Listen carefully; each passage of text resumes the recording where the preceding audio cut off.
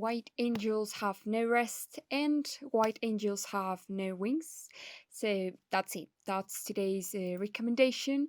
Well, it's not exactly a recommendation, but it's pretty much a webtoon that I've been reading lately, or that I already read actually, and that I felt it stirred me up from the inside. It left me with this bugging feeling in my small heart. So I actually feel or felt very disgusted and conflicted, as much as intrigued whilst reading this webtoon. So today is my day for venting all these weird feelings that I have to you, and all relating to this series. So let's get started. So this series is composed by two seasons. The first one being White Angels Have No Wings, and the second one being White Angels Get No Rest or Have No Rest, which is the sequel of the first one, as you can tell. The second season, in my opinion, it's not as bad as the first one. This in terms of giving you a quizzy feeling. I guess it's also because of the type of drawing that it has. Like sometimes is also a tad bit dumb, kind of. It resembles more of a comic book of the US, here, more than a webtoon, kind of aesthetic. But aside from that, the ending in this one, the second season, meaning the real ending, the finale, as you might call it, is, I think, a wee bit bland, but I think is the best ending that you could get. Kind of like the ending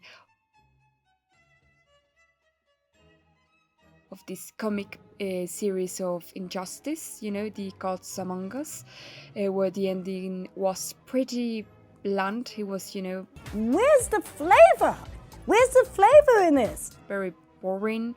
I don't know how to describe it. It leaves you with this, empty feeling of, it could be more, but nothing happens. But I think but in a way, it's the best ending that you could get asked for, because nobody wanted for any of them to die at the end, since you end up developing some feelings of sympathy towards the characters, even though they are or they were bad. For example, the obvious example would be Shazam in that one, and even for me, or in my case, Superman, in the sense that he turns into this very awful and hateful and vengeful character. But at least, like I said, in my case, I felt some sort of sympathy towards him as a result of what he had suffered due to the Joker's deeds. Still, Superman, in a way, had to pay for what he had done to humanity, to his own friends, to the people he hurt. At the same time, Superman was at this point when he was pretty much invincible. So there weren't that many options to fight back against him, because he was willing to kill anybody that got in his way at that point. And Batman, was facing and realizing his own limitations, his own limits. So I don't know. In that case, I don't know. How did you feel about that? If you like comic books, if you enjoy that ending, if you enjoy Injustice Gods Among Us. So do you agree, disagree? What do you think about it? Let's return to the main topic here. So as a side note that I also forgot, I wanted to mention that I read the sequel first. So I think that may be one of the reasons on why I feel some sympathy towards the blonde girl throughout the whole story, since in the first chapters they present you this character. She's stuck in the past, so she's tormented due to some traumatic experiences, which put me in a little bit of a quandary, that moral dilemma that I mentioned at the beginning of the video, because I did not know what she did in the previous story. So in the prequel, And that prequel, as in any bully genre type of story, you will feel extremely frustrating in many ways. In the prequel, at the beginning of the story, you see this girl getting bullied by the blondie and her friends, but later. The tables turn pretty much, and it's the blondie who starts getting bullied. So she loses her power and gets isolated from her friends. In a way, I did feel that she did deserve that payback, but not in the way that it turned out to be. So that when the plot starts getting kind of icky, and the albino girl gets the she pretty much gets the perfect prey, and she finds this girl, someone who with a big ego that she can break, or to the core try to break, but she's still willing to give a fight, or at least show that she's not being affected by it.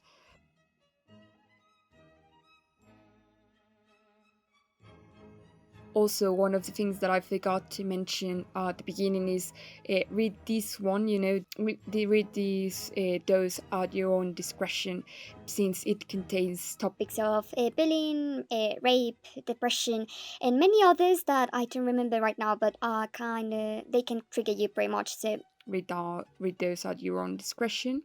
So with the first story, I feel more conflicted than with the sequel. Uh, I think it's more gruesome, more crude in a way. I also think that it partly relates to the drawing style, as I said before. Like, I'm going to put two images, one next to each other, so you can see, the difference between each other. The other thing is that all the characters, I think, are unpleasant. Some more than others, but overall, most of them have some serious underlying psychological, psychiatrical conditions. So we have a with one of the characters, we have the spoiled, bratty, cheeky girl who bullies the other people that she considers inferior. Her name is Dahye, I think it will be how you pronounce it, I hope. We have an albino girl that's always has these deadpan expressions, and shows up, or she presents herself as a nice character, kind of like very, I don't want to say humble, but kind of like kind, kind in a way. But she turns out, as the story progresses, in just the second fucking chapter, she turns out to have this sadistic side to her.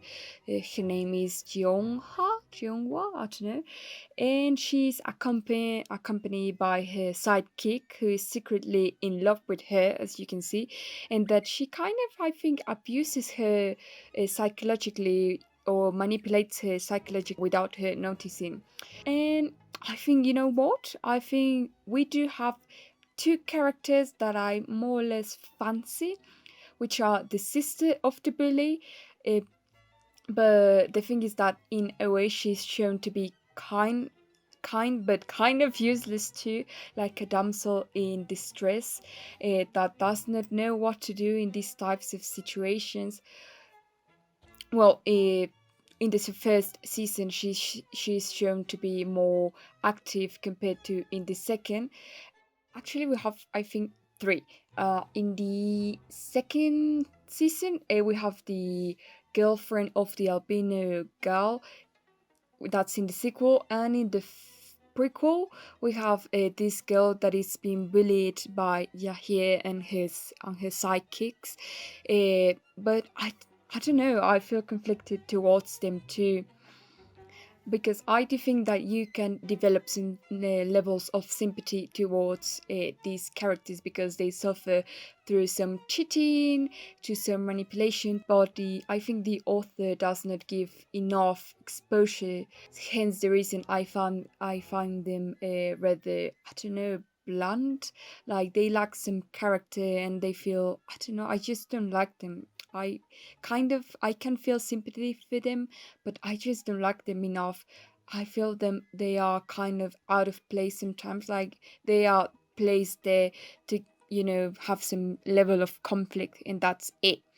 But I don't know, that's me. So the relationships between all of the characters are charged or beset with these troublesome feelings and behaviors. They are pretty much all mental, except by the ones that I said to you. You can develop some sympathy because they are placed as victims. They are placed as victims, so they are the normies of the story, if you want to put it that way.